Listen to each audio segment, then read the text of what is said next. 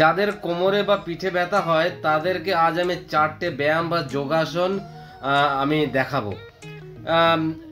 এই ব্যায়ামগুলি যদি রোজানা আপনারা সকালবেলাতে খালি পেটে করেন, কিছুদিন যদি করেন, তাহলে আমি আপনাদেরকে বলছি 100% আপনারা উপকৃত হবেন।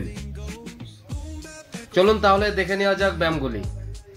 এই আসনটি হচ্ছে প্রথম আসন। এই আসনটির নাম হচ্ছে মার্জারি আসন। এই আসনটি আপনারা লম্বা শ্বাস নেবেন, শ্বাস নেওয়ার পরে মেরুদণ্ডটা যতটা পারেন উপরে তুলবেন, আবার শ্বাস ছাড়বেন তখন মেরুদণ্ডটাকে ধীরে ধীরে নিচে নামাবেন। এইভাবে এই আসনটা প্রতিদিন আপনারা 10 থেকে 15 বার করবেন। এইবার আপনাদেরকে দেখাবো দ্বিতীয় আসন। দ্বিতীয় আসনটি হচ্ছে হনুমান দণ্ড আসন।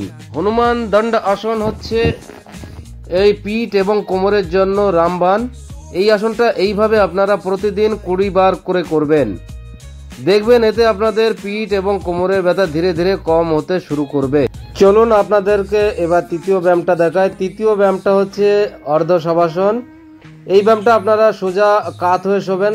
কাত হয়ে শোয়ার পরে আপনাদের পাটা এরকম আপ অ্যান্ড ডাউন তুলবেন, উপর এবং নিচে করবেন।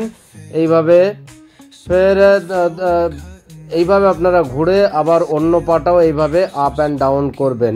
এইভাবে আপ অ্যান্ড ডাউন করবেন যেভাবে আমি করছি, ঠিক এইভাবে আপনারা এক এক পায়ে 10 বার করে করবেন। এটা আপনারা 3টি সেট করবেন।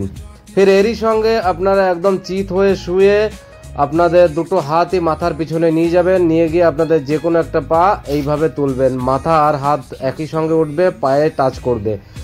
মনে রাখবেন, যাদের বেশি কোমরে ব্যথা হয় তারা এই ব্যায়ামটা থেকে একটু দূরে থাকবেন। আর এইভাবে দ্বিতীয় পাটাও এইভাবে করতে থাকবেন। এইটা আপনারা এইভাবে 10 বার করে 3টে সেট এটাতেও করবেন। এরপর আপনারা চতুর্থ এবং যে শেষ ব্যায়ামটা করবেন সেই ব্যায়ামটা হচ্ছে সেতুবন্ধ আসন। এই ব্যায়ামটা হচ্ছে আপনারা লম্বা শ্বাস নেবেন, শ্বাস নেওয়ার পরে কোমরটাকে উপরে তুলবেন যতটা পারেন, আবার যখন শ্বাস ছাড়বেন কোমরটাকে ধীরে ধীরে নিচে নামাবেন। এইভাবে এটাতে 10 থেকে 15 বার করবেন। তারপরে শেষে আপনারা এইভাবে একদিকে কাত হয়ে উঠে আরামসে বসে পড়বেন। আমার ভিডিও ভালো লাগলে লাইক, কমেন্ট, শেয়ার করুন।